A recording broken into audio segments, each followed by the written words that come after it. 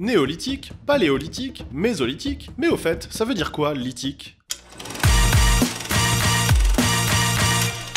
Dérivé du grec lithos, qui signifie pierre, lithique indique que ces périodes de la préhistoire sont marquées par l'utilisation d'outils en pierre.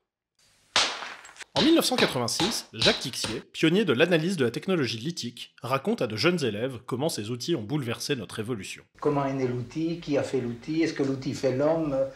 C'est difficile d'y répondre très vite. Silex, grès ou encore obsidienne, nos ancêtres transformaient la pierre pour chasser ou confectionner des vêtements. Pour Jacques Tixier, étudier ces outils permet d'éclairer l'évolution de l'homme, et notamment de ses capacités cognitives. Pour comprendre comment ces outils ont évolué, il faut d'abord les dater par le carbone 14 ou la stratigraphie. Leurs restes se sont déposés, en même temps que du sédiment qui s'est déposé naturellement, et dans chaque couche, il y a des outils préhistoriques.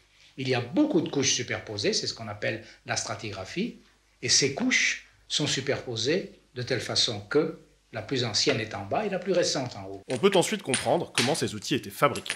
J'essaie de savoir par quelle technique, quel est le percuteur, ont-ils frappé fort, doucement, suivant quel angle, ils ont fait leurs outils, et aussi par quel agencement mental. Je m'explique, il y a toute une chaîne opératoire. Un éclat enlevé en prépare un autre, qui en prépare un autre. Ça se passe toujours au 2e ou au 3e degré.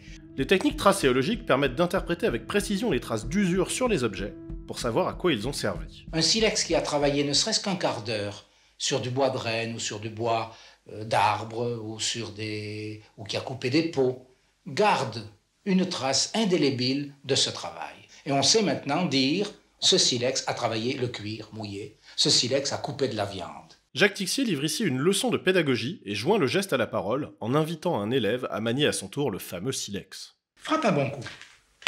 Encore, bien. Voilà. Ton éclat est parti. Et avec ça, tu peux faire un couteau, un racloir. Tu es déjà presque un homme préhistorique. Dans cet archive rare, Jacques Tixier prolonge son travail de recherche en transmettant ses connaissances à un jeune public. Et qui sait? Peut-être a-t-il fait naître quelques vocations d'archéologue? Je ne joue pas aux hommes préhistoriques. Tu vois, j'essaie de reconstituer leurs gestes. J'essaie de dialoguer avec eux à travers les silex.